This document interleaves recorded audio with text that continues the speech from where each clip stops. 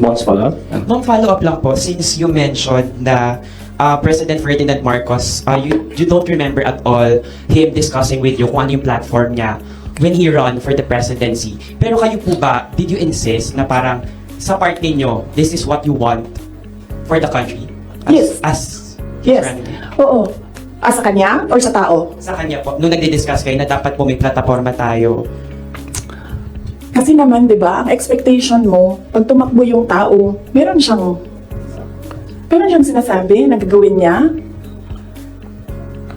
And, pasensya na.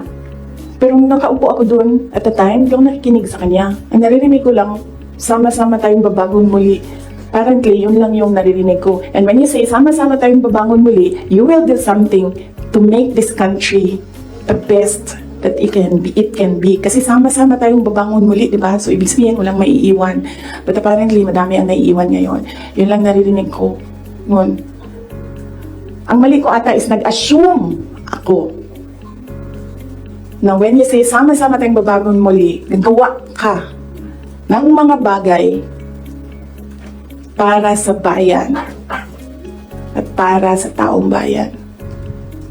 Nag-assume ako na ang gagawin niya ay mas maganda pa, mas maayos pa, mas magaling pa sa lahat ng dumaan na presidente. Radyo sa Estrada. Here po, ma'am.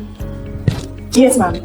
Ma'am, having said na hindi mo kasalanan na hindi marunong maging presidente, yun ako po ngayon, ibig sabihin ba hindi po kayo kontento sa trabaho po ni Pangulo? Kaya nga umalis ako, di ba, sa administration. Hindi ko na gusto yung mga naririnig ko doon. Hindi ko na gusto yung mga nakikita ko doon.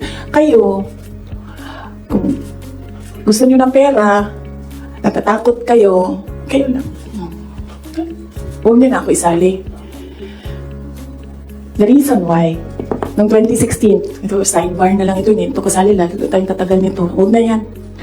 Yes. Bea, Ma'am Borracho. Yes po. Hi ma'am, kanina po kasi sinabi niyo na, ma'am here. Yes. Kanina po kasi ma'am sinabi niyo po na hindi ka naman po inask ni VP Lenny para maging vice president niya. Did you somehow wish na sana inask ka na lang po niya na maging vice president niya to run alongside her? Hindi, ma'am. Uy, ginuupo og nidaog sila ni doon mangyapon na nila si PRD, di ba? Mag-ICC gyapon na ay samot na. Si Trillanes o si Lenny, magkauman man na sila. So kung presidente si Lenny, ilahaghapon ng ICC. Alam niyo ba bakit hindi umuusad yung ICC? Kwento ko sa inyo next time. Masyado na kayong madaming material. Pwede natin i-cut ito. Ngayon ba, do you regret teaming up with President Ferdinand Marcos during the 2022 election? Meron akong realization yan because ang nagsabi sa akin yan, si former Senate President Manny Villar. Sabi niya, wala kang kawala dyan. Saan ka man magtago, saan ka man pumunta, hahabulin ka nila. Kasi tinitingnan nila ang 2028. So,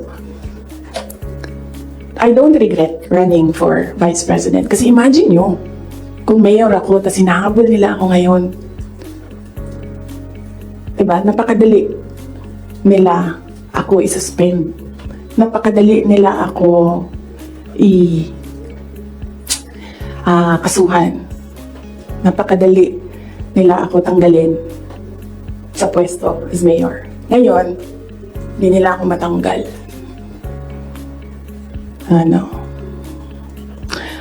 They can drag me to hell.